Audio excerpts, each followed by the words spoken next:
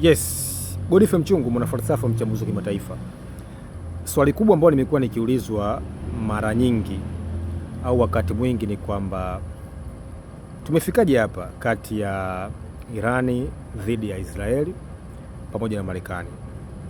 Je, hiki tunachokiona kwa kuendelea kushambuliwa au kushambuliana kati ya Irani dhidi ya Israeli, kwa nini tumefika hapa?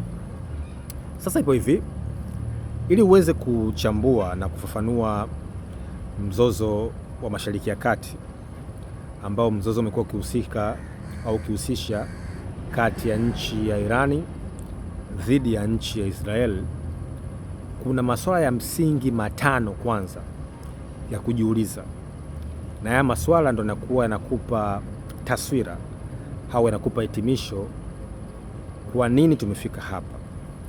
Hoja ya kwanza au swala la kwanza ambalo la kujiuliza, lazima uweze kujiuliza kwamba kwa nini taifa la Israeli lilianzishwa? Taifa la Israeli lilianzishwa kwa misingi ipi? Na waliolianzisha walikuwa na malengo gani? Na nani ni kizuizi cha kufanikisha au kufikisha malengo ya uanzishwaji wa taifa la Israeli? Hilo swala la kwanza la muhimu sana. Swala la pili ni cha kujiuliza, ni yapi yalikuwa ni malengo ya mapinduzi matukufu ya Kiislamu ya mwaka 1979 ambao aliongozwa na Ayatollah Ruhollah Khomeini.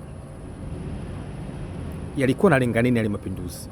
Na yale mapinduzi ukiyatazama yaliweza kubadilisha kitu gani kwenye siasa za ndani ya Iran, lakini zaidi sana kwenye siasa za Mashariki ya Kati.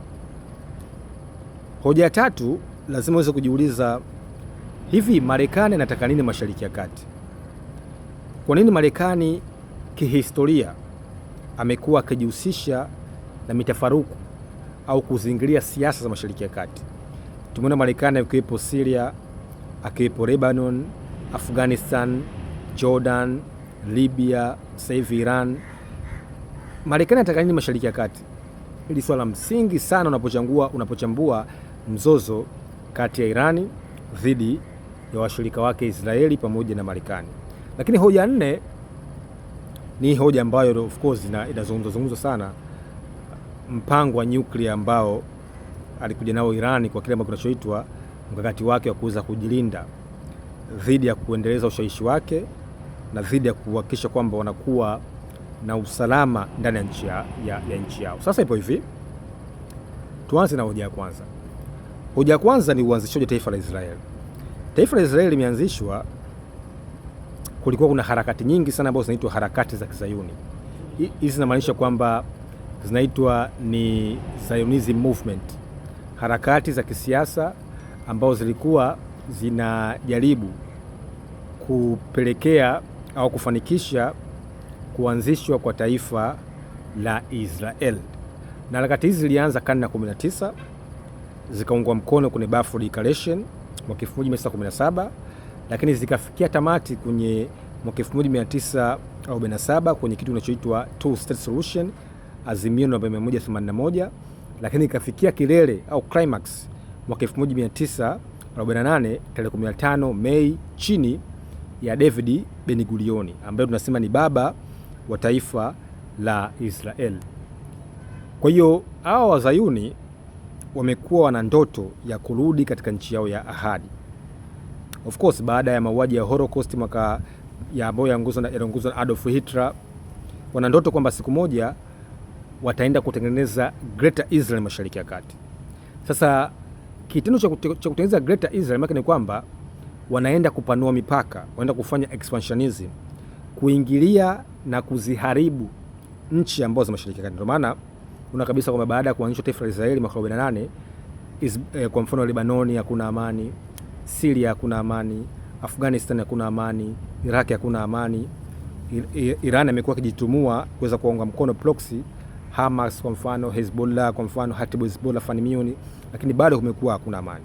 Kwa swala la kwanza ni kwa nini taifa la Israeli limeanzishwa na malengo yake.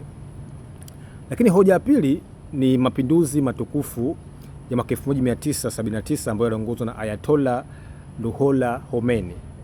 Huyu baada ya kufanikisha mapinduzi aliweza kufanikisha au kuanzisha taifa la Kiislamu, Jamhuri ya Kiislamu ndani ya Iran, na alileta sura ya kidini yenye mtazamo wa kisiasa.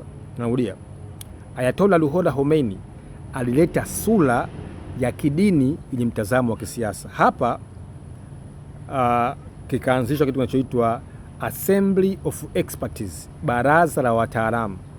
Wapo 90 ambao wamekuwa wakichaguliwa na wananchi kwa miaka 8 na wamekuwa wakichagua kiongozi ambaye anaitwa Ayatollah kama cheo cha juu katika mtazamo wa Kishia. Lakini unafahamu tangu mwaka 1950 mpaka 53 alikuwepo waziri mkuu ambaye anaitwa Mohammad Mossadegh, ambaye huyu alikuja na sera ambazo za kuweza kutaifisha na kuhakikisha kwamba rasilimali ya muhimu ya mafuta inakuwa chini ya udhibiti wa watu wa Iran.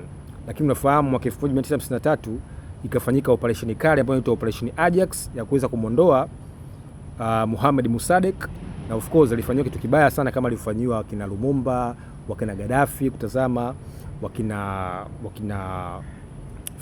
Maduro na viongozi wengine. Lakini unafahamu mwaka 1979 ndo Ayatollah Ruhollah Khomeini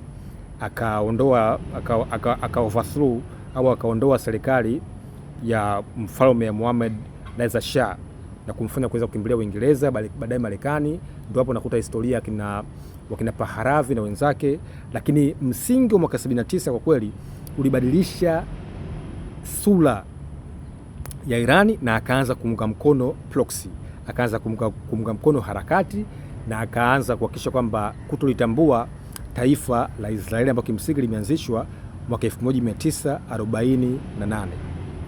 Lakini hoja tatu ya msingi ya kujiuliza ni kwamba mapinduzi hayo ukitazama ya Irani kama tulivyosema, yaliweza kuhakikisha kwamba Irani anaendeleza ushawishi wake kutumia proxy au harakati za wanyonge ambazo zimekuwa zikipigana katika eneo la Mashariki ya Kati.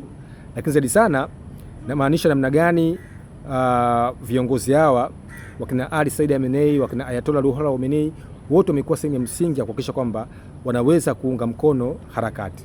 Sasa ukiangalia mtazamo huu mpya ulileta mtazamo mwingine ambao ukiutazama kimkakati sasa umekuwa unapeleka dhana ambayo inaitwa antagonisti, yani dhana ya kutokuwa aminiana au dhana ya kutokuwa na uaminifu wa kimkakati miongoni mwa uhusiano kati ya Israeli dhidi ya washirika wake Marekani pamoja na Iran.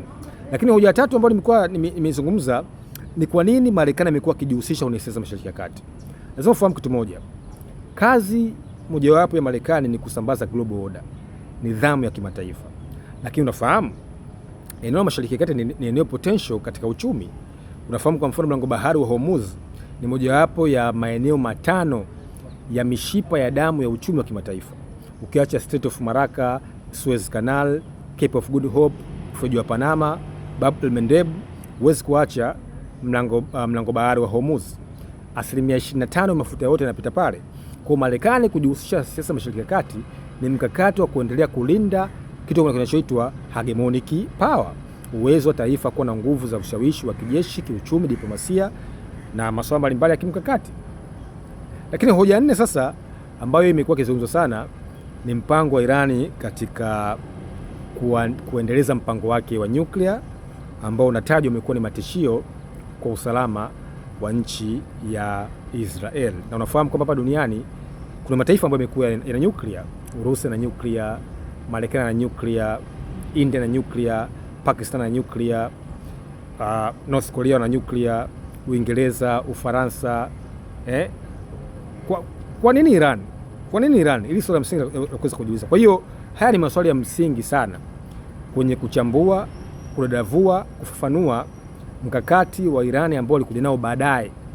Ukiacha kile ambacho kinachoitwa ambao kilikuja kina Abraham Accord cha Trump kwamba kuweza kunormalize uhusiano kati ya nchi za Kiarabu dhidi ya nchi za nchi ya Israeli. Kwa hiyo nimetamani nishie na wewe mambo haya machache ya kuonyesha namna gani mzozo huu una maswali ya msingi kwanza kujiuliza kabla hatujaenda kujibu maswali ya msingi ambayo imekuwa watu wengi wamekuwa wakifafanua au wakielezea.